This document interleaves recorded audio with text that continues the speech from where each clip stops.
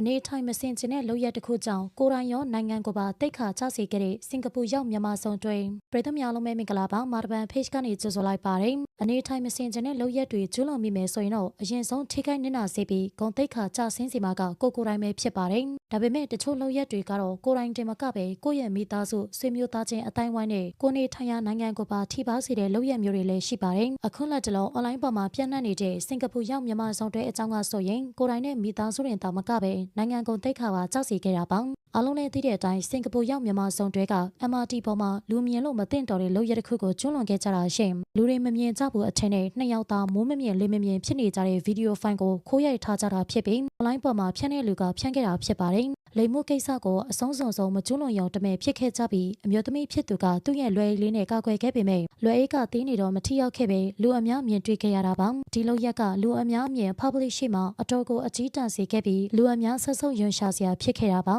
ဒါကြောင့်စင်ကာပူနိုင်ငံသားတွေရဲ့လူမှုကွန်ရက်စာမျက်နှာမှာရောမြန်မာနိုင်ငံသားတွေကြားမှာပါဝေဖန်စရာဖြစ်ခဲ့ပြီးလူတိုင်းကအပြစ်တင်ရှုံချနေကြတာဖြစ်ပါတယ်ဆန္ဒတွေရှိနေရင်တော့လူမြင်ကွင်းမှာတော့ရှောင်ရှားတဲ့နေဆိုပြီးလဲပြောကအပြစ်တင်နေခဲ့ကြတာရှင်ဒီလိုမစင်မကျင်ဖြစ်နေရင်တော့သက်ဆိုင်ရာတွေကနေဖမ်းဆီးအရေးယူတင်ကြောင်းလဲအကြံပေးထောက်ပြလာကြတာပါစင်ကာပူ MRT ပေါ်ကအဆိုပါဆုံးတွဲကမြန်မာနိုင်ငံသားတွေဖြစ်တာကြောင့်နိုင်ငံတကာမှာမြန်မာရဲ့ဂုဏ်သိက္ခာကိုကြာဆင်းစေခဲ့ပါတယ်ငကိုကမှနိုင်ငံတကာမှာမြန်မာနိုင်ငံသားဆိုရင်အထင်သေးကျင်ကြတာကြောင့်သူတို့ရဲ့မစင်မကျင်လုပ်ရက်ကပိုဆိုးရွားသွားစေတာပါမြန်မာနိုင်ငံသားတွေအတွက်အရှက်ရောက်ဖွယ်လုပ်ရက်ကိုကျွလွန်ခဲ့စေတဲ့အဆိုပါဆုံးတွဲကိုအလုံးကတော့ထိုက်တဲ့ပြစ်ဒဏ်ကြောက်စေခြင်းနေကြတာဖြစ်ပါတယ်အဲဒီလိုရှက်ရောက်ဖွယ်လုပ်ရက်ကိုကျွလွန်ခဲ့ကြတဲ့အဆိုပါဆုံးတွဲအကြောင်းကိုစုံစမ်းကြည့်တဲ့အခါမှာတော့အမျိုးသားကမြန်မာနိုင်ငံမှာအိမ်တောင်နဲ့ကလေးရှိသူလို့သိရပါတယ်အဲဒီကျွလွန်တဲ့အမျိုးသားရဲ့ခင်မဖြစ်သူကိုယ်တိုင်ကလည်းသူ့ရဲ့အိမ်တောင်ရဲ့အကြောင်းကိုထုတ်ဖော်ရေးသားလာခဲ့သေးတာလည်းဖြစ်ပါတယ်ခင်မဖြစ်သူရဲ့ပြောပြချက်အရတော့ခဲဟိုကိုစင်ကာပူပို့ဖို့အတွက်သူတို့မိသားစုကမဲငွေကြီးတွေစိုက်ထုတ်အကူအညီပေးခဲ့ကြောင်းကိုသိရတာပါ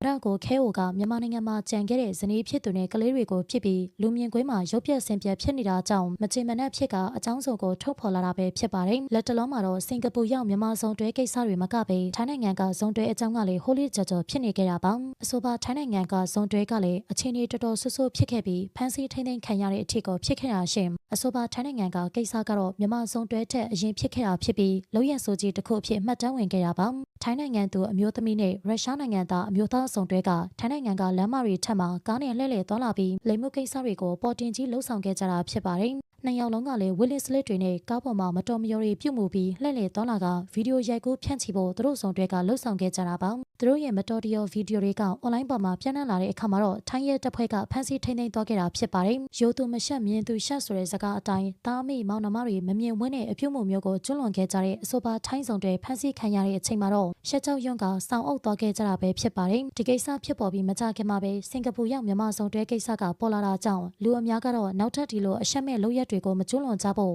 နိုင်ငံတကာမှာဥပဒေပြဋ္ဌာန်းသင့်နေဆိုပြီးပြောလာခဲ့တာပဲဖြစ်ပါတယ်အဆိုပါမြန်မာဆောင်တွဲကိုလည်းထိုင်းနိုင်ငံကအတွဲလိုဖမ်းဆီးဖို့စင်ကာပူအစိုးရကိုတောင်းဆိုနေကြတာပါအရှက်မဲ့တဲ့လုပ်ရက်တွေမကပဲဖောက်ပြန်တဲ့လုပ်ရက်ကိုပါကျွလွန်ခဲ့တာကြောင့်စင်ကာပူရောက်မြန်မာဆောင်တွဲကိုတေချာပေါက်အဖြစ်ပေးအရေးယူတင်တာလည်းဖြစ်ပါတယ်နိုင်ငံကုန်သိက္ခာလည်းထိပါစေတာကြောင့်အဲဒီလိုလူမြင်ကွင်းမှာရှက်ရုံဖွယ်လုပ်ရက်ကိုကျွလွန်ခဲ့တဲ့စင်ကာပူရောက်မြန်မာဆောင်တွဲပေါ်အမြင်လေးတွေကိုပြပြခဲ့ပါအောင်ရှင်အားလုံးကိုကျေးဇူးတင်ပါတယ်နေ့ရက်တိုင်းအတွက်ပျော်ရွှင်ပါစေ